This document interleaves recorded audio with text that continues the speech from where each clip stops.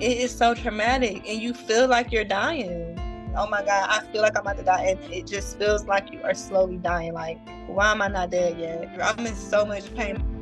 Former model Erica Deja is fighting for her life, battling several life-threatening illnesses. When I was 13 years old, I was cheerleading at a basketball game, and out of nowhere, my legs went paralyzed, but they were also in pain. So I just collapsed. We went to the doctor that Monday, and the doctor told me that I was just experiencing growing pains, being the friend at the mall who could not walk around with her friends too long because my joints, my legs, my feet, my body, everything would go into a really painful weakness out of nowhere. So I was always at home, and then my skin. So when I was like a second grader, I remember looking at the side of my arm in gym class and seeing like patches on my arms. Nothing was really like taken serious enough for the doctors to want to go and do full testing.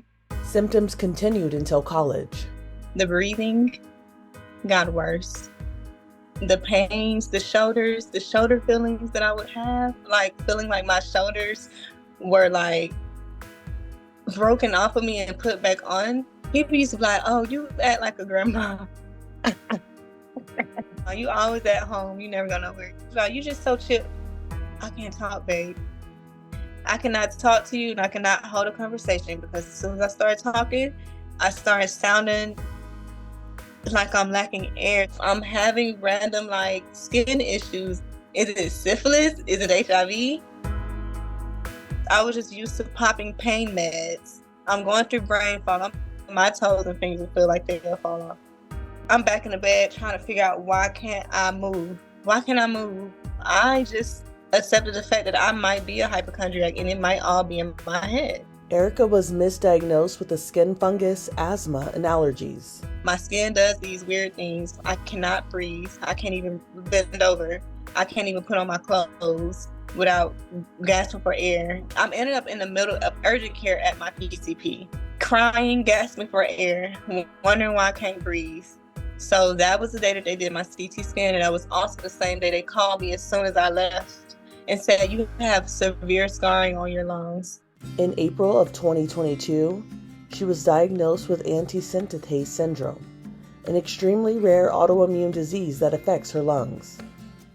She was also diagnosed with myositis, severe inflammation of the muscles, and she found out she had interstitial lung disease, which causes progressive scarring of lung tissue.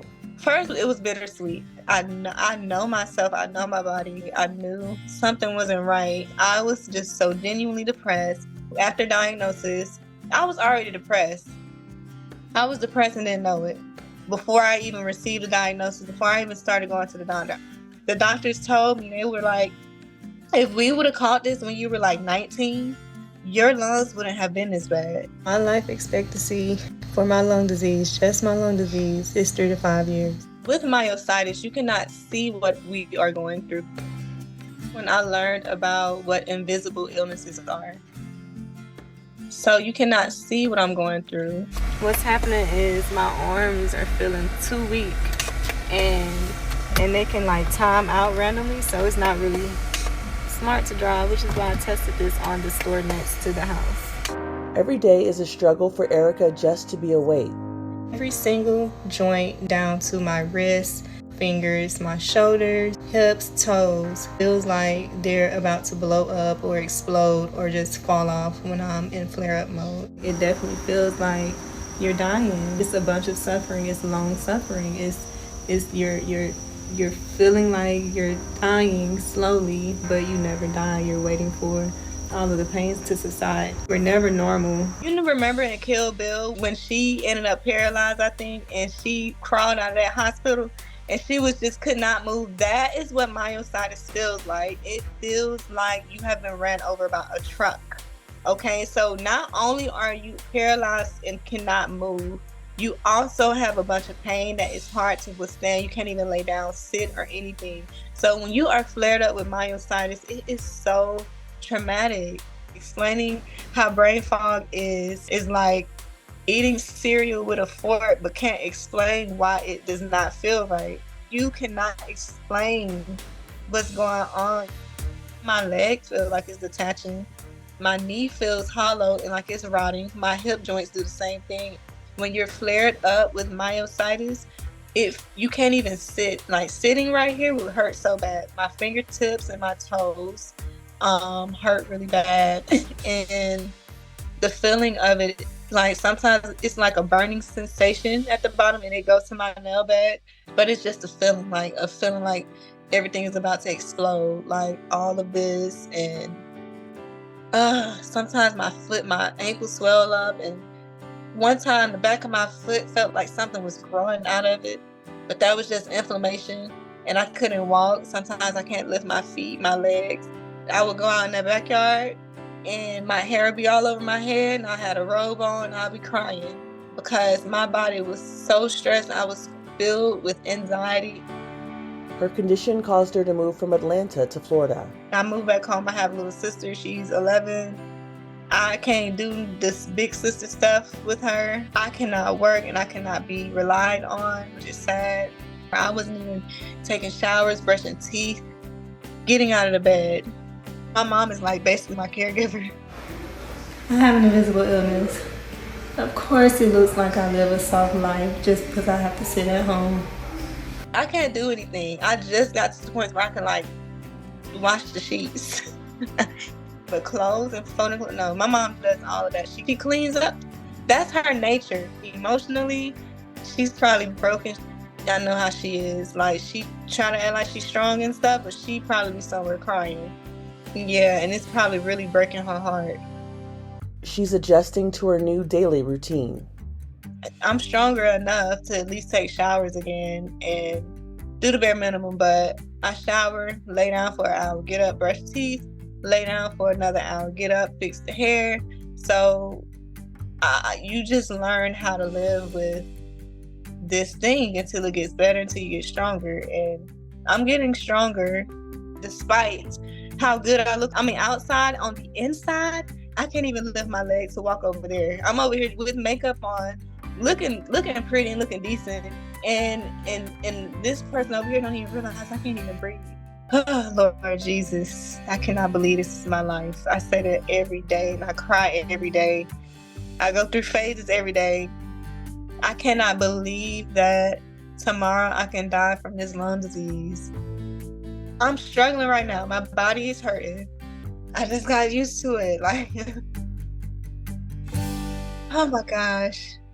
I have an invisible illness. Of course, people look at me strange when I carry this oxygen. Y'all, I'm about to go on a walk using my Helios liquid oxygen. On days when she feels good, she can work out, walk, or run errands. I made a promise to myself that whenever I could, I would. And even if I can't today, it doesn't stop me from believing that eventually I will be able to. Her lung capacity has increased due to lifestyle changes. 2022, I was diagnosed with 46%. And my lung capacity is at 58% this year. I had an increase. 43. Really? Make an AIP smoothie with me. Did the autoimmune protocol diet. Like, I noticed a spark in energy and lesser symptoms within like 2 weeks of doing that diet. Juicing, not eating foods that caused me to have my cough fits and sit on my lung and just sit in my stomach. Stop eating processed foods. My overall diet is everything organic and nothing. I can't do bread. I eat bread. I wake up flared up, inflamed from in my head, up here, my feet, my joints, toes feel like they're about to fall off. The bottom of my feet be burning. Erica hopes she can get a lung transplant soon. I have interstitial lung disease, but I also have honeycomb lungs. And honeycomb lungs is kind of towards the ending stage of having a lung disease. I'm planning on getting on the lung transplant list because the way this disease works, it can attack you. Next week can be down 20%. She worries about complications that can arise with the transplant. It's a lot to see all the things that you can go through, the mishaps of a transplant, the potential of not living past a year after transplant because of rejection. It's just a lot to just process. You have to sign off on potentially dying. It's just a big old list of things that can go. You can die, okay? During the surgery, something cannot go right. You're open for like 12 hours. I accepted it fully, like whatever happens, I'm gonna be okay regardless. Erica is getting used to wearing her oxygen in public. Was leaving events and going to the car and putting on my oxygen because I was too embarrassed. And I've been sitting here for 5 minutes because I don't have the energy to get out this car. I'll sit in the car so I can be comfortable on my oxygen away from the germs because I used to always get sick. I literally used to just go to places and sit and be quiet and just be like a ghost kinda. No one ever would really talk to me anyway, so. But when people would come up, put the oxygen on. But no, now I've learned. I remember I had it on at this BET event and I walked in embarrassed because it's like everybody is there. And I got the oxygen on. And that was like my first time. It's embarrassing, it's loud, okay? It make this noise, it let everybody know you got a problem, like you're disabled. So just the whole thing was so hard to accept at first. She shares her journey on social media. I need to let everybody know what it feels like. For people with invisible illnesses, we go through it every day. You only see us when we feel good. I need to talk about this, and people do need to be aware of this. And I don't need to be afraid of if people are going to take it well or not. It's the truth. I make sure I keep going and I post when I can, and I don't care if I don't look my best. I don't care if I'm wearing my bun. I don't care if I'm not wearing weave anymore and makeup. This is what it is. This is what's going on. This is what today was like for me, and I don't care. Oh my gosh, it's time for me to go home, for real. I let people know what's going on, how long it took me to do this. This is the only thing I did today. This is the only thing I did this week. This is the only thing that I did this month. This is me doing this in real time. Like, y'all are a part of the journey. I am making sure I spread awareness about the disease. I'm on social media today believing that I will not die from this, okay? I will live through this. One day I will be in remission. I will be strong. That's why I'm on social media, to change the narrative. Like, I don't have to accept this. The best thing I can do is to get to know it and live through it and make the best of it. I see this as a clean slate and a way for me to really evolve and genuinely be who I really am. So I still see this sickness as a blessing in disguise as well. I don't look at it as something that just came to just stop my entire life. Erica is now focused on the positive. While feeling my body go through insufferable changes, through it all, I refuse to see anything other than a long, happy life. For myself, keeping a prayer on my mind was knowing that God will carry me through the worst of storms and awaken me to perspicuity.